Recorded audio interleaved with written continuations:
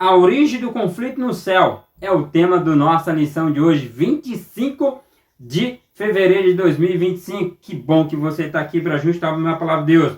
O que nós temos aqui é a origem do conflito no céu. Os 3 primeiros capítulos de Gênesis não menciona o mal, não existe pecado ali, por exemplo, mas de forma prática, mas apenas conceitual, de que havia ali a árvore do conhecimento do bem e do mal. Havia ali o nome do mal, mas o mal em si não existia no jardim. Até que aparece a serpente com astuta dizendo que Deus estava mentindo, quando de fato a serpente é que estava mentindo. A existência da serpente, né?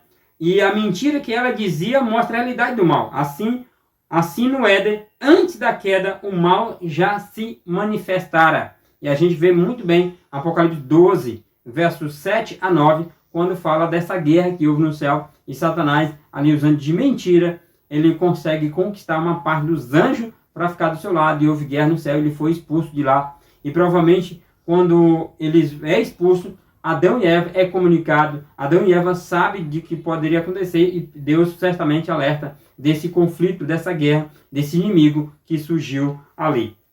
E aqui nós temos, por exemplo, diz assim, ó, leia Ezequiel, né, 28, 12 a 19, à luz de Êxodo 25, e como aconteceu a queda desse querubim cobridor. Lembrando que Lúcifer era um querubim cobridor. A gente vai ver qual era a função de um querubim cobridor. E aqui em Êxodo capítulo 25, no verso, deixa eu ver qual é o verso aqui, o verso 19 e 20. 19 e 20 diz o seguinte, ó. Um querubim deve ficar numa extremidade e o outro na outra extremidade. Faça um querubim nas 2 extremidades, de modo que eu forme uma só peça, com um propiciatório. Os querubins estenderão as asas por cima, cobrindo com ele o propiciatório. E eles estarão de frente um para o outro, olhando para o propiciatório. Então, a gente vê aqui que a função desse querubim cobridor era cobrir ali em volta do trono de Deus, do propiciatório ali, da presença de Deus. Na arca, ele ficava ali no meio, tinha o que chamamos de Shekinah, a presença de Deus. Agora vamos ver Ezequiel, capítulo 28, Ezequiel 28, verso 12 a 19. Ezequiel 12,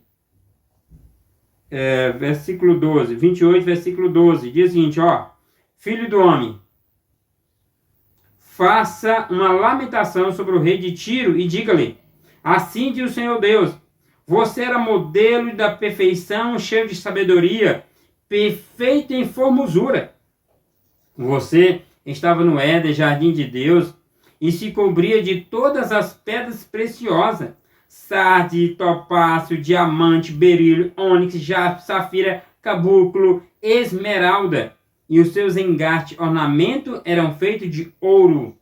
E foram preparados no dia em que você foi criado. Verso 14. Você era querubim da guarda, que foi ungido. Eu estabeleci. Você permanecia no monte santo de Deus. E andava no meio das pedras brilhantes.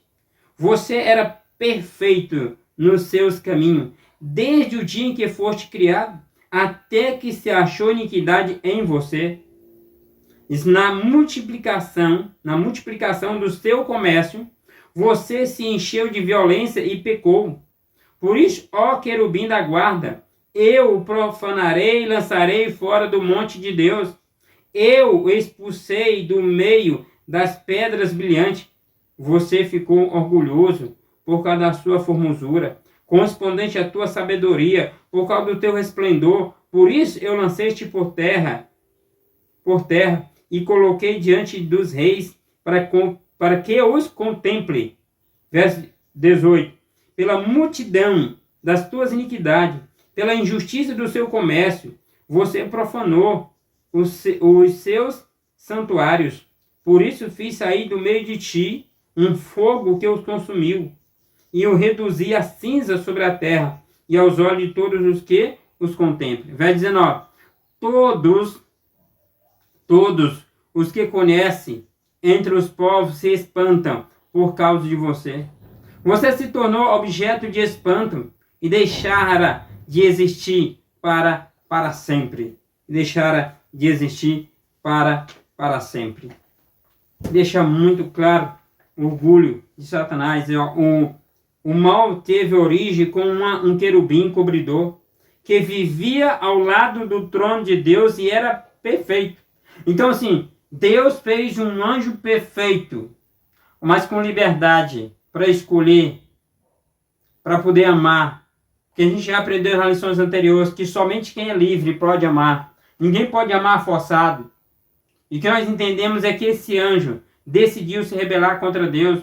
O mal surgiu dentro do coração de Lúcifer. Então não foi Deus que fez o mal. Deus fez um anjo perfeito. O mal e o conflito cósmico tiveram origem no céu. Havia um querubim cobridor. Além de ser identificado como esse querubim, ele era o modelo da perfeição, cheio de sabedoria, perfeita em formosura, estava no jardim, no Éden, jardim de Deus.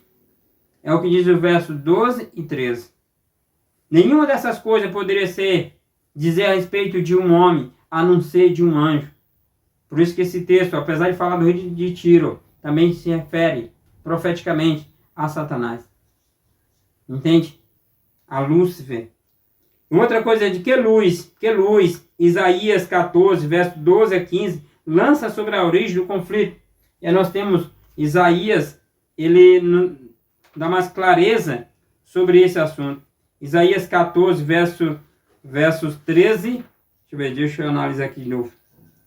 Verso 12 a 15. Isaías 14, 12 a 15. Você pode pegar na sua Bíblia. Olha o que diz aqui, ó.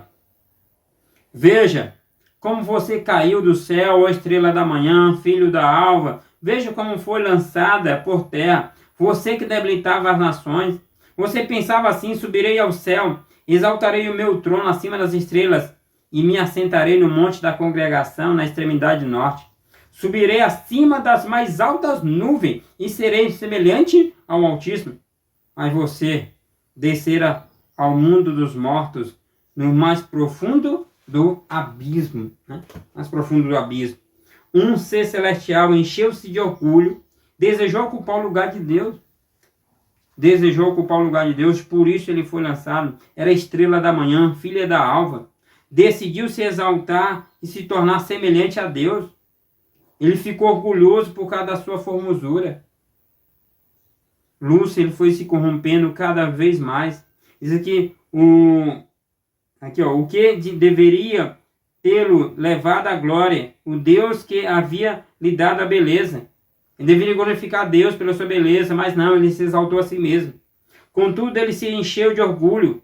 Pior ainda, decidiu ocupar o lugar de Deus, levando calúnia contra ele. O termo hebraico, traduzido como comércio, também significa calúnia, indicando como Satanás atuava contra Deus no céu. E quando ele fala de comércio, ele está falando de calúnia, ou seja, Lúcifer começou a falar mal de Deus, dizendo que Deus não governava bem, que ele não era tão bonzinho assim não, e que ele era um tirano, e que ele estava obrigando os anjos a adorar. E dessa forma ele conquistou uma parte dos anjos para ele. Diz aqui, ó, Lúcifer era perfeito desde o dia em que foste criado, até que se achou iniquidade nele. Como entender que um ser com essas características caiu em pecado? Esse fato mostra que sem fé, aliás, ser perfeito inclui liberdade moral, o livre-arbítrio.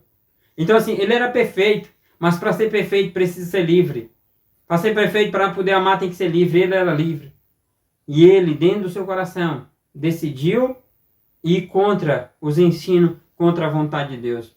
Que Deus nos abençoe cada dia e que possamos buscar cada dia ouvir o que Deus tem nos dizer, ao confiar mais em nosso Deus e fugir do mal e de tudo que Ele nos traz. Amanhã nós iremos falar, se você me adorar, vamos falar sobre a tentação de Satanás a Jesus no deserto da tentação. Que Deus nos abençoe, não só hoje, mas todos de nossa vida. E cada dia pegamos mais ainda a palavra de Deus. Que Deus te abençoe e eu espero você amanhã. Tchau, tchau.